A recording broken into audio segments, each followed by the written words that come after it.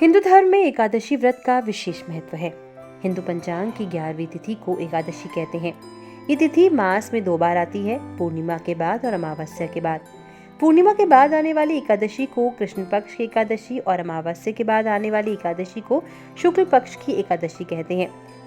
माना जाता है कि एकादशी व्रत रखने से सभी दुखों का अंत हो जाता है। एकादशी तिथि पर भगवान विष्णु की पूजा की जाती है। इससे सभी प्रकार के दुखों का नाश होता है। हिंदू धर्म में उत्पन्ना एकादशी व्रत का बहुत महत्व माना गया है। हिंदू पंचांग के अनुसार मार्गशीर्ष कृष्ण पक्ष की एकादशी को उत्पन्ना एकादशी मनाई जाती है। इस वर्ष ये तिथि 11 दिसंबर को पड़ रही है। मान्यता है कि जो व्यक्ति ये व्रत करता है उस पर विष्णु जी की कृपा बनी रहती है। आइए जानते हैं उत्पन्ना एकादशी की पूजा विधि, शुभ मुहूर्त और कथा। इस बार उत्पन्ना एकादशी 11 दिसंबर दिन शुक्रवार को है। जो व्यक्ति उत्पन्ना एकादशी का व्रत करता है उस पर भगवान विष्णु की असीम कृपा सदैव बनी रहती है। अब आपको बताते हैं उत्पन्ना एकादशी तिथि और मुहूर्त। सुबह पूजन का मुहूर्त 11 दिसंबर सुबह 5:15 से शुरू होकर 6:05 तक है। वही संध्या पूजन का मुहूर्त 11 दिसंबर शाम 5:43 से शुरू होकर शाम 7:03 तक है। पारण का समय 12 दिसंबर सुबह 6:58 से शुरू होकर 7:02 तक है। उत्पन्ना एकादशी पूजा विधि कुछ इस प्रकार है। एकादशी के दिन प्रातः काल उठकर स्नान आदि कर स्वच्छ वस्त्र धारण करें। सभी नित्य कर्मों से निवृत्त होकर फिर व्रत का संकल्प ले। भगवान विष्णु की पूजा करें और व्रत कथा सुने। एकादशी के दिन किसी व्यक्ति को बुरे वचन ना बोले। उत्पन्ना एकादशी की रात को भगवान विष्णु का भजन कीर्तन करना चाहिए। शाम को भगवान विष्णु की पूजा करें और अपनी गलतियों की माफी मांगे। इसके साथ दीप दान अवश्य करें।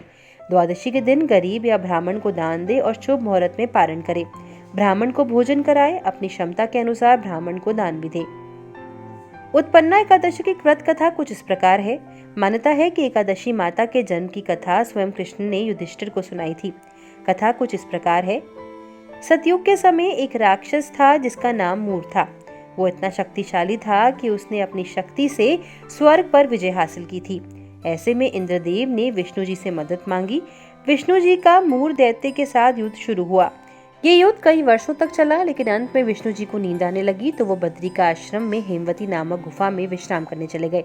विष्णु जी के पीछे पीछे मूर भी पहुंचा। जैसे वो विष्णु जी को मारने के लिए आगे बढ़ा तो अंदर से एक कन्या निकली जिसमें मूर से युद्ध किया। दोनों के बीच घमासान युद्ध हुआ और उस कन्या ने मूर का सिर धड़ से अलग कर दिया। इसके बाद विष्णु जी की नींद टूटी और वो अचंभित रह गए।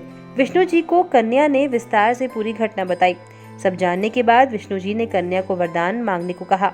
कन्या ने विष्णु जी से वरदान मांगा कि अगर कोई व्यक्ति मेरा व्रत करेगा तो उसके सभी पाप नष्ट हो जाएंगे, साथ ही उस व्यक्ति को बैकुंठ लोक की प्राप्ति होगी। विष्णु भगवान ने उस कन्या को एकादशी का नाम दिया। इस वीडियो में फिलहाल इतना ही। आपके कोई भी सुझाव या प्रश्न हो हमें कमेंट सेक्शन में ज़रूर बताइएगा। साथ ही धर्म से जुड़ी और ऐसी वीडियोस देखने के लिए लोकमत हिंदी के यूट्यूब चैनल को सब्सक्राइब करें। अगर आप ये वीडियो फेसबुक में देख रहे हैं तो हमारे फेसबुक पेज को फॉलो करें।